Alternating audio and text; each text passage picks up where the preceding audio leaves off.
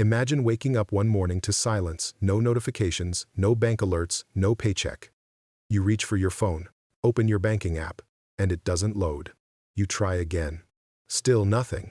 You walk outside and see the first signs of panic. ATMs are off. Stores don't take cards. And a crowd has already formed in front of the nearest branch, pressing against locked glass doors. The news spreads faster than any virus ever could. The banks are down. Within hours, money, the thing that makes the world move, stops moving. You don't realize how fragile the system is until it's gone.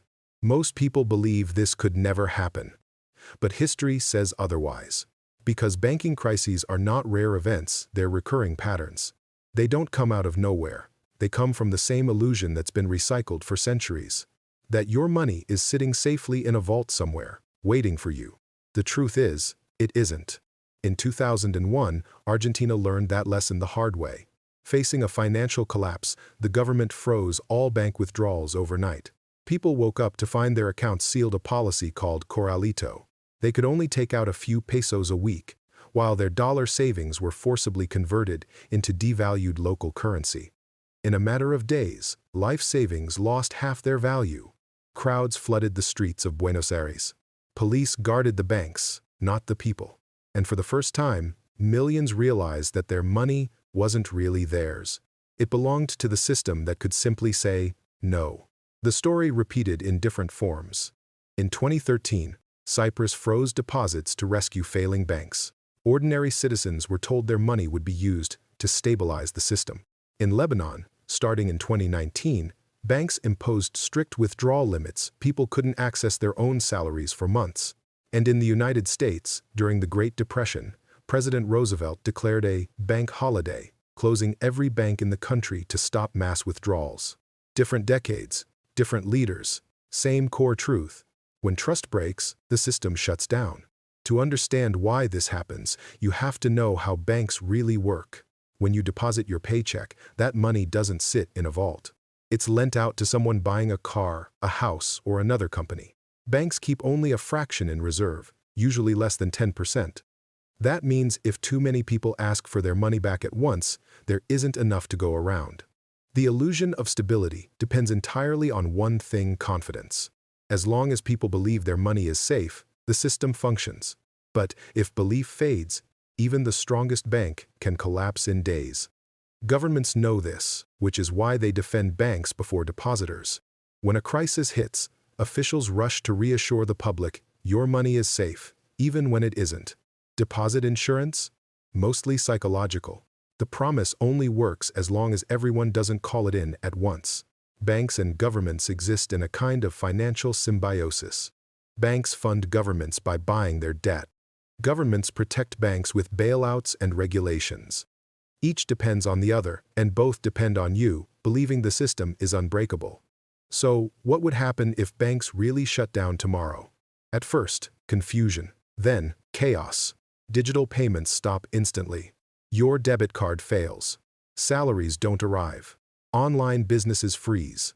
Shops go cash only, but cash itself runs out in hours. In Lebanon's 2019 crisis, factories couldn't import raw materials because banks couldn't send dollars abroad. In Greece, during the 2015 meltdown, people queued for hours just to withdraw €60 a day. In every case, the story is the same. The more digital the economy becomes, the more fragile it gets. The impact spreads like a domino. Companies can't pay employees. Employees stop spending. Supermarkets can't pay suppliers. Shelves start to empty. Investors panic and sell off assets for pennies.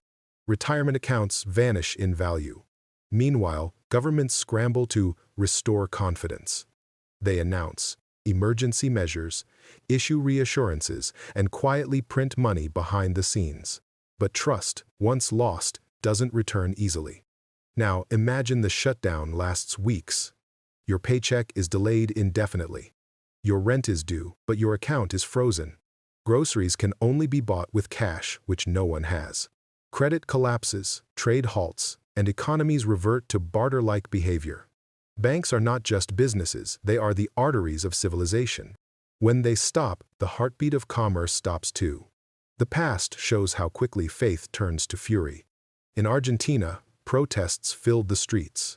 In Cyprus, middle-class families lost savings they thought were guaranteed. In Lebanon, people broke into banks, demanding their own money.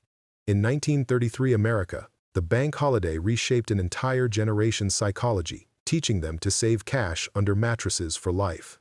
There's a lesson hidden in all this. The most valuable currency isn't money, it's access. True wealth isn't what you own on paper. It's what you can actually reach in a crisis. If your entire financial life exists inside a digital ledger controlled by institutions, it's not truly yours. Diversification isn't about chasing profits, it's about survival. Gold, land, physical assets, multiple currencies, even emergency cash, these aren't luxuries, they're lifelines. Because when the system stops, access is the only thing that matters. Governments will tell you they have safeguards, deposit insurance, emergency funds, central bank backstops. But those mechanisms are designed to protect the system, not the individual. They manage panic, not pain. And history has shown, time and again, that when the system faces collapse, ordinary citizens are the first to pay. So, what's the real takeaway? Don't confuse access with ownership. The money in your account is a promise, one that can be broken overnight. Financial freedom doesn't come from trusting the system. It comes from understanding it and preparing for when it fails. From ancient coin shortages to modern digital crashes, the pattern never changes. Systems rise, collapse, and rebuild. But the people who endure are those who keep something real. Because if the banks ever shut down tomorrow, the question won't be how much you have. It'll be what you have and whether you can still touch it.